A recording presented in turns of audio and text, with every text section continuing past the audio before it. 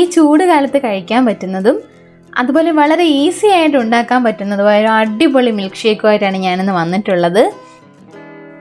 ഇന്ന് grape use ചെയ്തിട്ട് എങ്ങനെയാണ് മിൽക്ക് ഷേക്ക് റെഡിയാക്കിയിട്ട് എടുക്കാമെന്ന് നോക്കാം.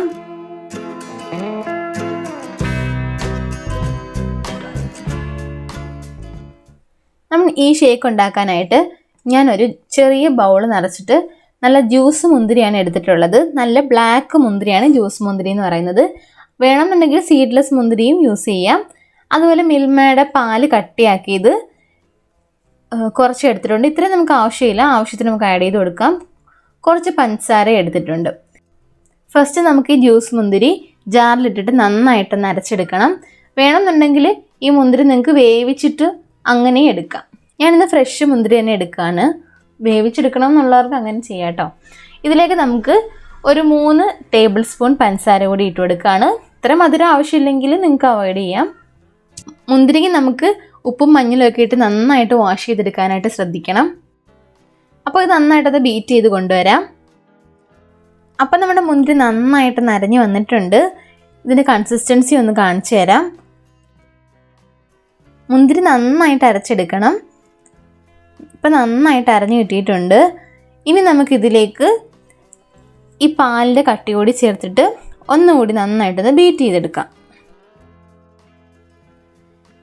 ഈ പീസിൽ നിന്ന് ഞാനൊരു 3 പീസ് ഈ ഒരു മിക്സിയിലേക്ക് ഇട്ട് കൊടുക്കുകയാണ്. അതുകൂടി ഇട്ടിട്ട് നന്നായിട്ടൊന്ന് ബ്ലെൻഡ് ചെയ്തെടുക്കണം. ഇതുപോലെ പീസ് ചെയ്തിടാനായിട്ട് ശ്രദ്ധിക്കുക, ഇല്ലെന്നുണ്ടെങ്കിൽ ജാറ് പെട്ടെന്ന് കംപ്ലൈൻ്റ് ആയി പോവും. ഇനി ഇത് നന്നായിട്ടൊന്ന് ബ്ലെൻഡ് ചെയ്തിട്ട് എടുക്കാം. നമ്മുടെ ഷേക്ക് നന്നായിട്ടൊന്ന് ബ്ലെൻഡാക്കി എടുത്തിട്ടുണ്ട്. ഇതാണ് ഇതിൻ്റെ ഒരു കൺസിസ്റ്റൻസി. നല്ല തിക്കായിട്ടിരിക്കുകയാണ്. ഇത്ര ഒരു തിക്കിൽ എടുക്കുന്നതാണ് നല്ലത്. കുറച്ചുകൂടെ ലൂസായിട്ടിരിക്കണമെങ്കിൽ അങ്ങനെ നിങ്ങൾക്ക് കുറച്ചുകൂടെ പാലായിട്ട് ആഡ് ചെയ്ത് അങ്ങനെ എടുക്കാം. ഇനി നമുക്കിതിൻ്റെ ജ്യൂസ് ഗ്ലാസ്സിലേക്കൊന്ന് സെർവ് ചെയ്യാം. നല്ല തിക്കായിട്ടിരിക്കുകയാണ്. നിങ്ങൾക്ക് എല്ലാവർക്കും ഇഷ്ടപ്പെട്ടെന്ന് ഞാൻ കരുതുന്നു. അപ്പോൾ ഇന്നത്തെ എൻ്റെ വീഡിയോ ഇഷ്ടപ്പെട്ടെങ്കിൽ നിങ്ങൾ ലൈക്ക് ചെയ്യണം, ഷെയർ ചെയ്യണം, സബ്സ്ക്രൈബ് ചെയ്യണം.